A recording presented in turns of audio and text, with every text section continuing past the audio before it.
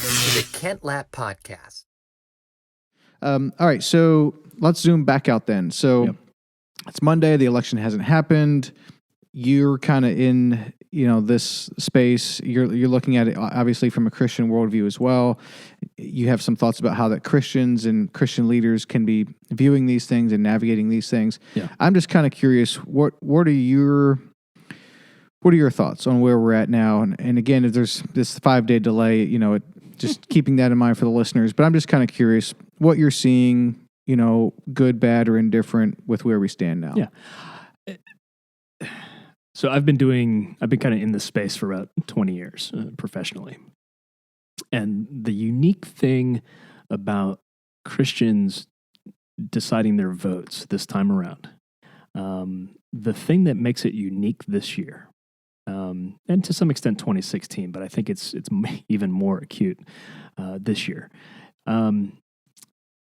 is that a lot of Christians, I think, are making their voting decision not partly what they're for and what they want to advance, but there's kind of there's another calculation going on here, I think, for a lot of Christians, because when you look at, I think maybe we discussed in the past, kind of people who skew towards what might be labeled righteousness kinds of issues versus people who prefer and emphasize justice-related issues, which, by the way, those two words in the Bible are typically synonymous with one another. That's another in-depth conversation for a biblical scholar, but righteousness and justice are typically hinged together in our scriptures. But so you have kind of rightward-leaning folks who emphasize the pro-life movement, religious liberty, those kinds of things, and then folks who tend to be leftward who want to emphasize racial justice,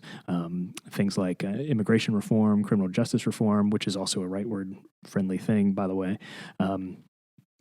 But we as Christians, we're kind of split to choose which part. Kind of the parties are forcing us to choose between biblical values that all harmonize with one another, really. It's not necessarily that Christians disagree on those issues as a principal matter, but they're calculating their importance differently. And so one of the things that's a struggle, I think, for some Christians is that if you vote for President Trump for the sake of the pro-life cause, then you may be criticized by other Christians for not caring sufficiently about justice-related, race-related issues. And if you cast a vote for Biden, you might be accused by other Christians for not caring enough about unborn. You might be accused of not caring enough for religious liberty, right?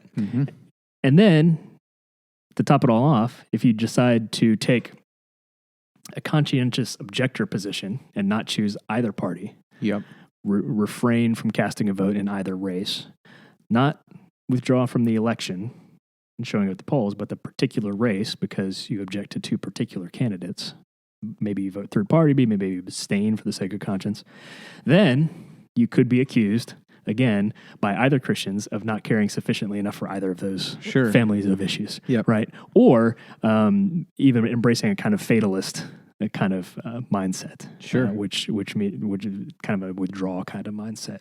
And so you're calculating, to some extent, your vote based on which flack you're willing to take, again, from within the body of Christians.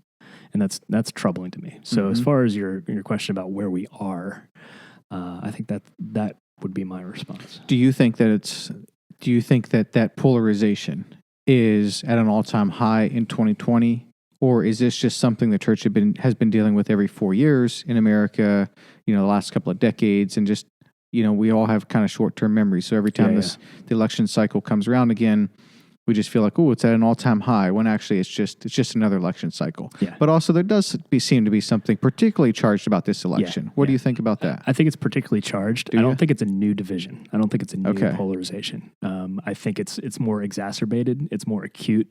We're fighting about it more. But I think it's more a revelation of what's already been around.